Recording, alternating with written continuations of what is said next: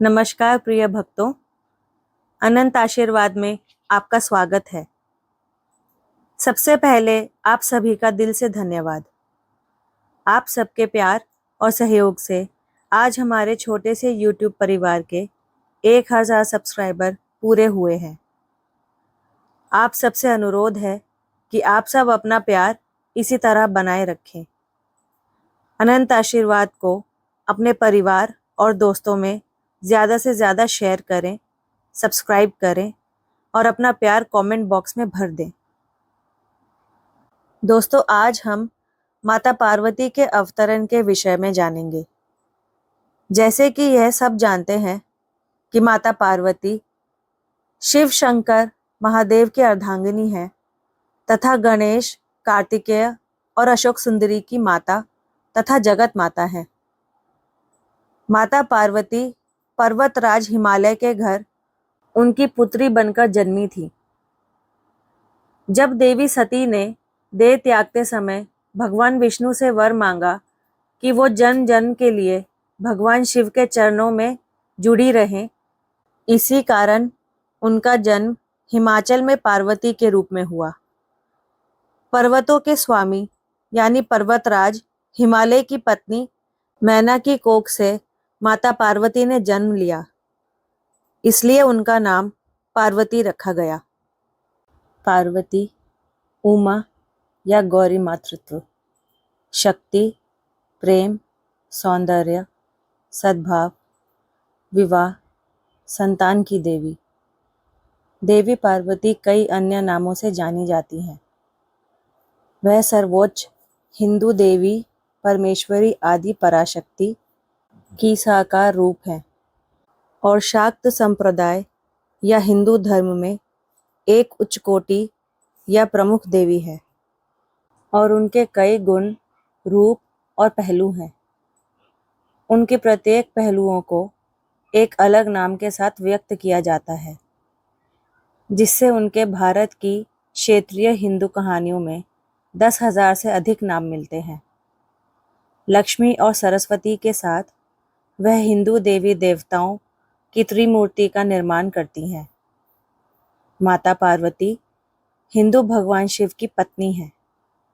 वह पर्वत राजा हिमाचल और रानी मैना की बेटी है। पार्वती का जन्म स्थान उत्तराखंड के चमोली जिले में माना जाता है, जहां उन्हें नंदा रूप में भी पूजा जाता है और इसी कारण वहां हर 12 सालों में नंदा राजजात का आयोजन किया जाता है। पार्वती हिंदू देवताओं गणेश, अशोक सुंदरी, ज्योति, मनसा देवी, कार्तिकेय और अयप्पा की माता है। पुराणों में उन्हें श्री विष्णु की बहन कहा गया है। वे ही मूल प्रकृति और कारण रूपा है। शिव विश्व के चेतना है तो पार्वती विश्व की ऊर्जा है। पार्वती माता जगत जननी अथवा पर ब्रह्म स्वरूपिणी है। पार्वती शब्द वैदिक साहित्य में प्रयोग नहीं किया जाता था।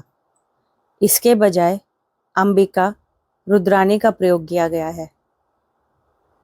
उपनिषद काल के दूसरे प्रमुख उपनिषद केनोपनिषद में देवी पार्वती का जिक्र मिलता है। वहाँ उन्हें हेमवती उमा नाम से जाना जाता है तथा वहाँ पर उन्हें ब्रह्म विद्या भी जानने को मिलता है और इन्हें दुनिया की माँ की तरह दिखाया गया है। यहाँ देवी पार्वती को सर्वोच्च परब्रह्म की शक्ति या आवश्यक शक्ति के रूप में प्रकट किया गया है।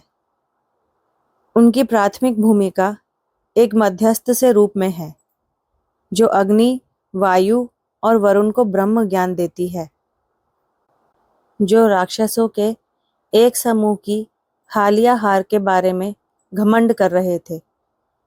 देवी का सती पार्वती नाम महाकाव्य काल 400 ईसा पूर्व 400 ईस्वी में प्रकट हो जाता है।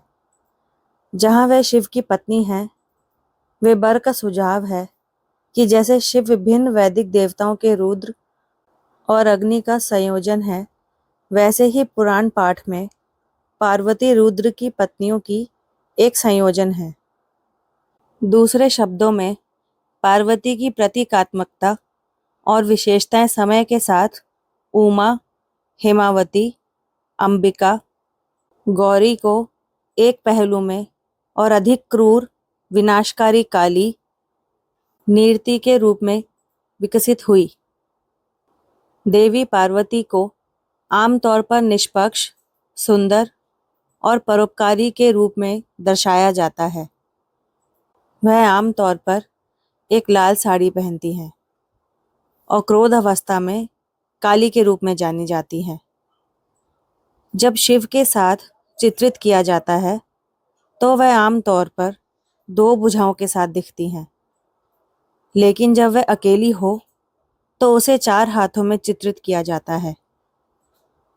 इन हाथों में त्रिशूल, दर्पण, माला, फूल होते हैं। प्राचीन मंदिरों में पार्वती की मूर्ति अक्सर एक बछड़े या गाय के पास चित्रित होती। प्राचीन मंदिरों में पार्वती की मूर्ति अक्सर एक बछड़े या गाय के पास चित्रित होती है। उनकी मूर्ति के लिए कांस्य मुख्य धातु रहा है, जबकि पत्थर आम सामग्री रहा है। कई हिंदू कहानियां पार्वती के वैकल्पिक पहलुओं को प्रस्तुत करती हैं, जैसे कि क्रूर, हिंसक पहलू।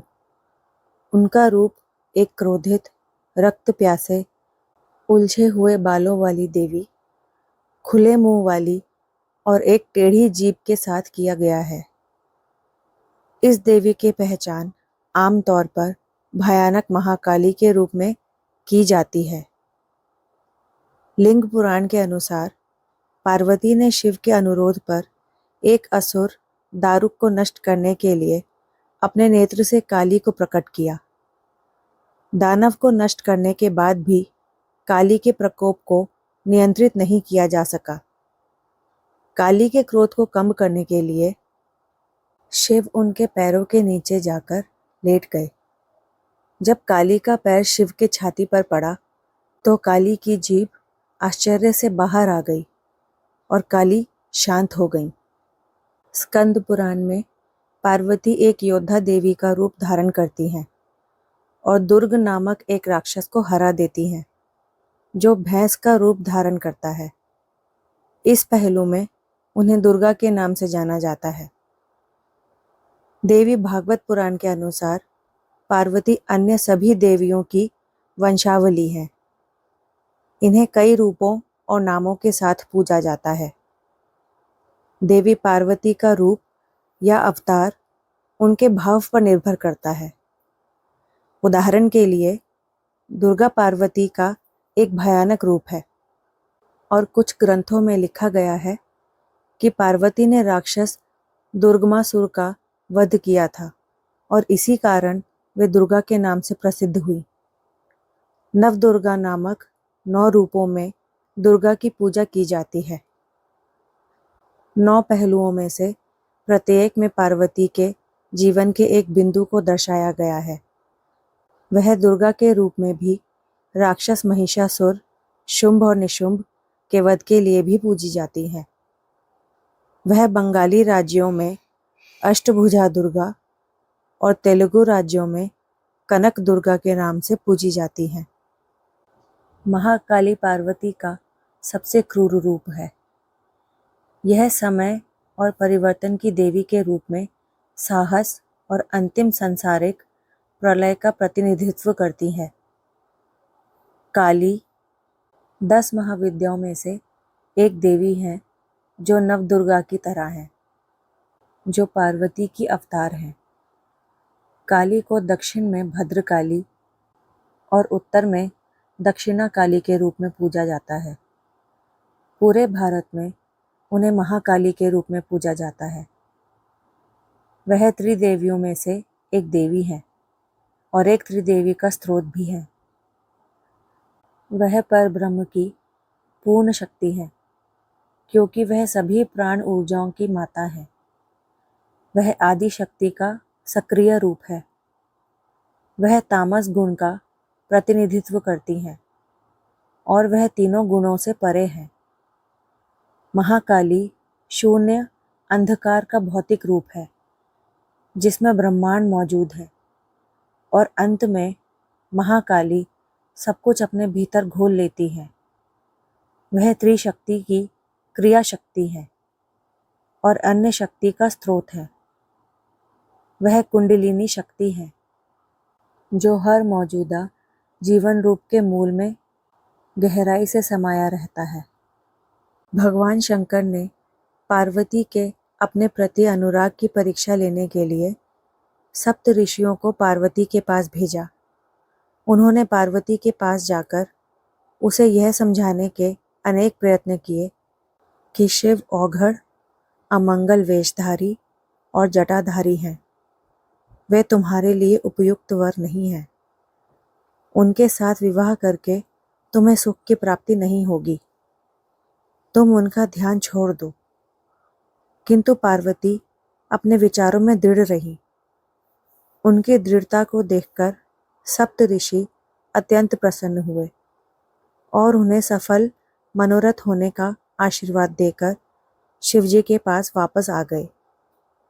सप्त ऋषियों से पार्वती के अपने प्रति दृढ़ प्रेम का वृत्तांत सुनकर भगवान शंकर अत्यंत प्रसन्न हुए। सप्त ऋषियों ने शिव और पार्वती के विवाह का लग्न मुहूर्त आदि निश्चित किया। देवी पार्वती को समर्पित त्योहार हरतालिका तीज अत्यंत प्रसिद्ध है। हरतालिका तीज को हरतालिका व्रत या तीज भी कहते हैं। यह व्रत भाद्रपद मास के शुक्ल पक्ष की तृतीया को हस्त नक्षत्र के दिन होता है। इस दिन कुमारी और सौभाग्यवती स्त्रियां गौरी शंकर की पूजा करती हैं। विशेषकर उत्तर प्रदेश के पूर्वांचल और बिहार में मनाया जाने वाला यह त्यौहार करवा चौथ से भी कठिन माना जाता है, क्योंकि जहां करवा चौथ में चांद देखने के बाद व्रत तोड़ दिया जाता है, वहीं इस व्रत में पूरे दिन निर्जल व्रत किया जाता है और अगले दिन पूजन के पश्चात ही व्रत तोड़ा जाता है। सौभाग्यवती स्त्रियां अपने सुहाग को अखंड बनाए रखने और अविवाहित युवतियां मन मुताबिक वर पाने के लिए हरतालिका तीज का व्रत करती हैं। इस दिन विशेष रूप से गौरी शंकर का ही पूजन किया जाता है। इस दिन व्रत करने वाली स्त्रियां सूर्योदय से पूर्व ही उठ जाती हैं और नहाकर पूरा श्रृंगार करती हैं। पूजन के लिए केले के पत्ते से मंडप बनाकर गौरी शंकर की प्रतिमा स्थापित की जाती है। इसके साथ पार्वती जी को सुहाग का सारा सामान चढ़ाया जाता है। रात में भजन कीर्तन करते हुए जागरण कर 3 बार आरती की जाती है और शिव पार्वती विवाह की कथा सुनी जाती है।